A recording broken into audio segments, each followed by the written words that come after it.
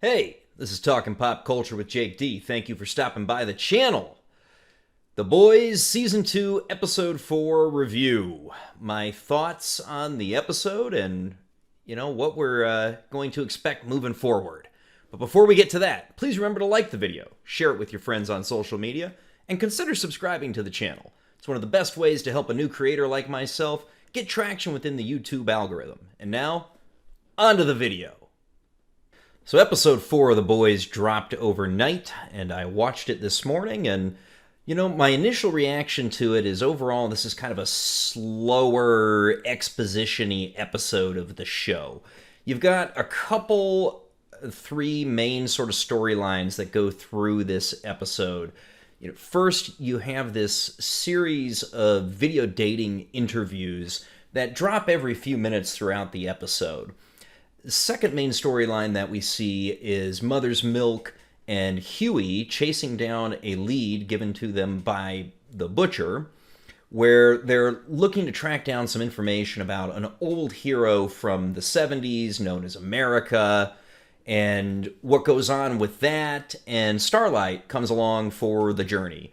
The third really major plot point that we see throughout this is also the butcher has finally reunited with his wife Rebecca, and some goings-on that we see between the two of them at the compound that she has been housed at.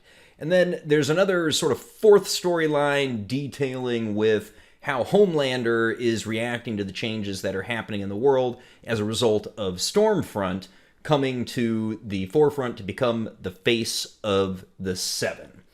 So these overall really are the main pieces that we run upon, and it's really a slower episode that's really kind of about the story. There's not a lot of action that we see throughout.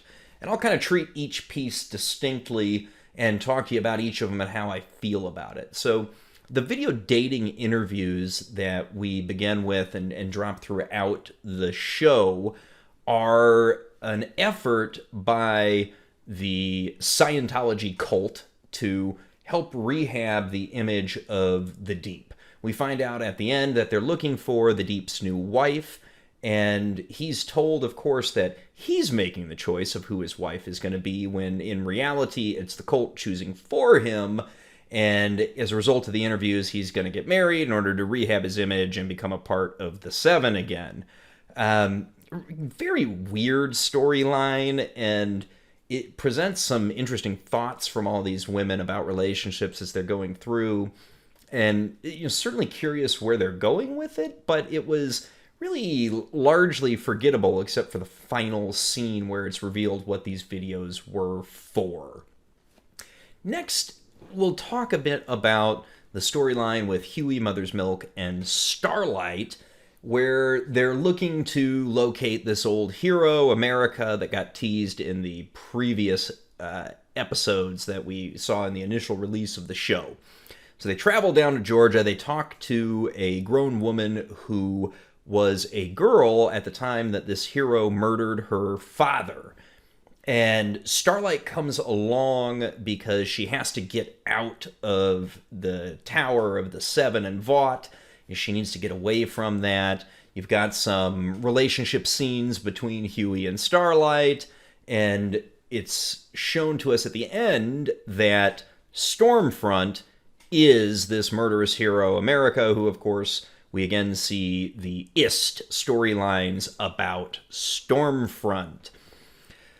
We also have, again, relationship-related situations when the butcher goes to find his wife. They have some meetings, they have some discussions, he's trying to get her out of there, they have relations, and ultimately she refuses to go with him because he'll abandon the kid, and he reveals that indeed she's right about that. He thinks that the kid is a freak. And then we have Homelander. Homelander is seen returning to Madeline Stillwell at a remote cabin in the woods where he's getting his ego stroked and having these sort of intimate moments. And we find out that this is actually Doppelganger posing as Madeline at Homelander's request. He was obviously fully aware of who this was. this little storyline culminates with Homelander concluding that he needs nobody but himself. Doppelganger then mimics Homelander and proceeds to try to pleasure him, and Homelander snaps the guy's neck in typical Homelander fashion. So, boy, over an hour-long episode deals with these sort of 4 distinct plot lines, and it was slow, largely. This was an episode that had an underlying theme of intimacy for a lot of our main characters, and beyond that, you get a little bit more background into the fact that Stormfront has been around for a long time in various different guises, and of course is indeed the evil person she was portrayed to be when she took out the terrorist at the end of episode 3. Again, pretty slow episode. Not my favorite of the season by any stretch. I would give this particular episode, honestly, a 5 out of 10. It gave us some exposition and certainly some info that we needed to know, but it seemed really pretty drug out, and there was a whole lot of intimacy that, to me is just not what The Boys should be, and just didn't really hit on all cylinders overall.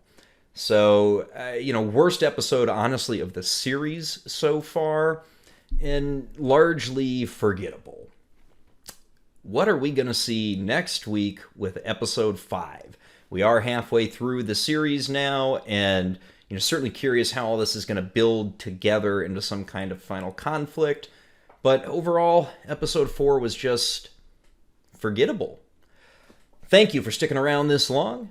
Please do remember to like the video, share it with your friends on social media, and consider subscribing to the channel. That's one of the best ways for a new creator like myself on YouTube to grow and reach a wider audience to continue to deliver you content that you enjoy. Thank you again for stopping by the channel, and I'll catch you on the next video.